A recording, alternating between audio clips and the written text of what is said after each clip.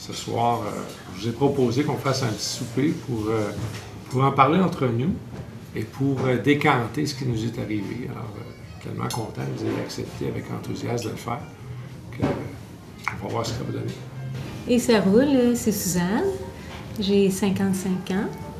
C'est un bel âge. Je suis infirmière de formation et depuis plus de 35 ans. Je travaille maintenant comme directrice à l'Ordre des infirmières et infirmiers du Québec, à la direction de développement et soutien professionnel. Au mois de mars 2010, on m'a diagnostiqué un lymphome folliculaire. J'ai eu des traitements au mois de juin en radiothérapie et je suis maintenant très bien, même très très bien. Alors, moi, c'est Michel, j'ai 54 ans. Je suis médecin à Laval depuis bientôt 30 ans, conjoint de Suzanne. Avec elle, on a frappé un mur.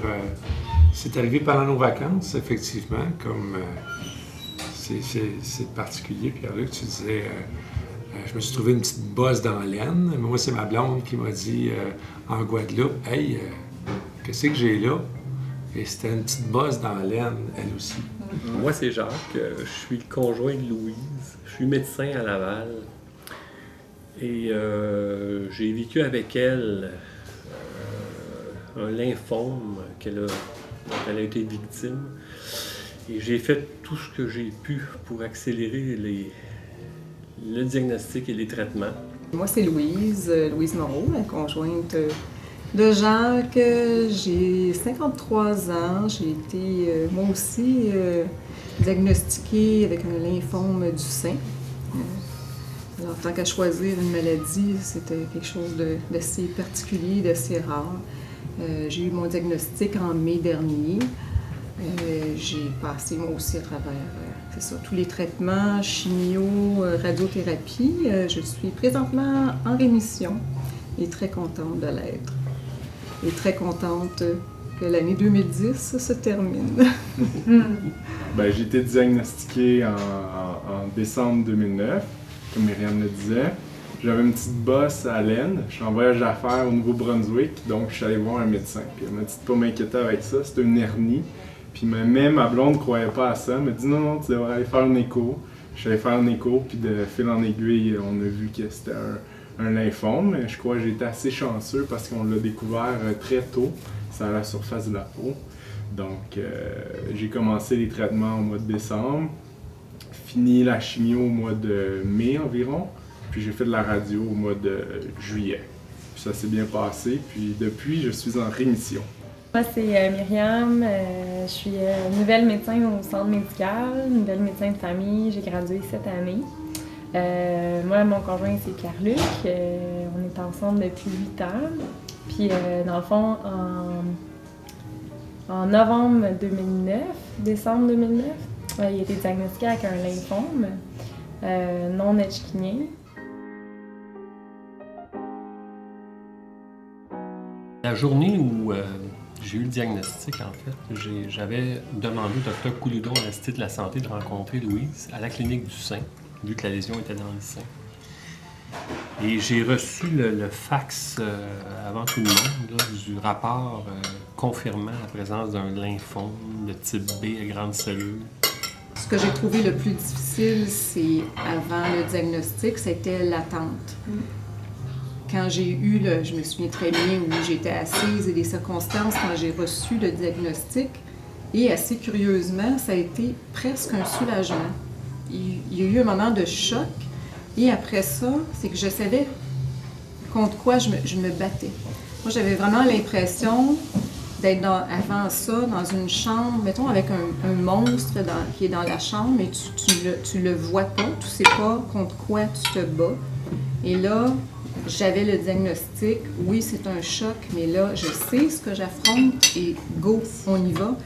Puis, ce qui est bien, c'est qu'effectivement, on est pris en main et là, ça déboule, il y a de l'action. Ouais, moi, c'est ce qui m'a sauvée. Ça déboule et dans mon cas, il y avait vraiment une urgence à agir rapidement parce que c'était un lymphome de haut grade. Il fallait chaque jour compter, là, il fallait intervenir rapidement. Et c'est ça qui, je pense, qui m'a aidée. Là, on pense plus, là, on suit le train et puis on nous prend en main. Et là, ça déboule, là, les tests, les rendez-vous et tout ça. Et effectivement, ce qui est tellement important, là, c'est tout le noyau, c'est tous les gens qui se resserrent autour de nous, là, les amis, la famille proche. Et puis moi, ce soir-là, j'étais allée, c'est ça, consulter le chirurgien à l'hôpital. Et on était chacun dans notre voiture. Alors moi, je reçois le diagnostic là.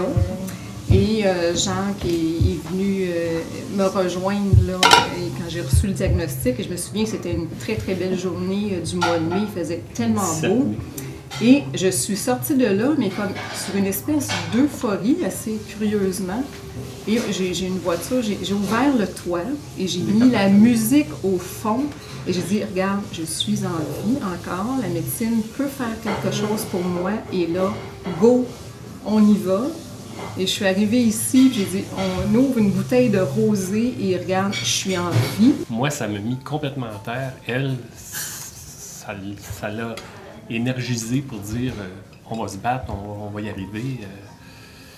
J'avais des difficultés à vivre le fait que c'était elle qui me supportait là-dedans, plutôt que moi qui la supportais. Ben, ça n'a pas été instantané, mais ça m'a pris quelques jours, là, l'annoncer à tous mes proches, puis mes amis, puis les gens qui étaient alentour de moi avant de pouvoir faire le même cheminement. Là. OK, bon, let's go, on sait c'est quoi, puis on va l'affronter. Jour après jour, une journée à la fois, tu vis ce qu'il y a à vivre, puis tu fais les traitements, puis tu passes à travers. Là. Moi, je l'ai gardé, on l'a gardé longtemps pour nous deux. Moi, j'ai eu mon diagnostic à fin mars, puis mon équipe au travail dessus à fin mai. Parce que j'avais eu ma date de radiothérapie, j'ai continué à fonctionner au travail comme si de rien n'était. Et ça a pris un certain temps là, au niveau des enfants, puis après ça, la famille. Ça a été long, puis Michel était un peu malheureux là-dedans parce que comme il voulait respecter le fait que moi, j'en parlais pas, donc lui, il pouvait pas se permettre d'en parler à tout le monde. Donc, il a eu à garder ça pour lui longtemps, puis il a trouvé ça un peu difficile. Bien, c'est vrai, il y avait un embargo sur la nouvelle. Un embargo sur l'information, puis ce qui est quand même extraordinaire dans notre monde de médecins, c'est que, justement, si on partage ces choses-là, les gens avec qui on le partage comprennent, puis savent aussi quel mot dire, puis comment ils sont au courant de ce qu'il y en est. Puis, effectivement, il y avait un embargo sur la nouvelle, je ne pouvais pas en parler. Parle-en. Moi, j'étais pas capable. J'étais incapable de garder ça. Fallait que j'en parle, fallait que ça sorte. Ad nauseam. Je n'étais pas capable de ne pas l'évacuer. Moi, je ne sais pas comment tu as fait pour garder ça longtemps de même en dedans, parce que ça n'a pas dû être facile. Par amour pour sa blonde. Oui, mais ça par respect, c'est ça. Par respect. Je veux dire, c'est sûr que là, à ce moment-là, on avait une espèce de on se comprenait mutuellement, là, ce qu'on vivait. On savait très bien ce qu'on vivait, mais moi, j'avais quand même, en tout cas, je pouvais arriver et m'épandre un peu aux gens. Puis je leur ai dit, gars, si vous êtes tannés d'entendre parler, vous me le direz. J'arrivais pas à pas y penser. Puis j'en parlais beaucoup avec mes amis. Puis ça va être correct, ça va être rien. Mais tu étais dans l'attente de savoir si c'est un cancer ou non. Puis tu t'y attends quand même que ce soit un cancer, que ça se peut que ça soit ça, puis qu'il y a des bonnes chances que ça soit ça. Mais une partie de toi qui refuse, puis qui dit... Ça, c'est ce que moi j'ai vécu, là. Okay, la nouvelle a été le point, le mur qu'on a frappé. Une fois qu'on l'a frappé, là, ça a été OK, on passe à d'autres choses, puis on passe au travers. Là.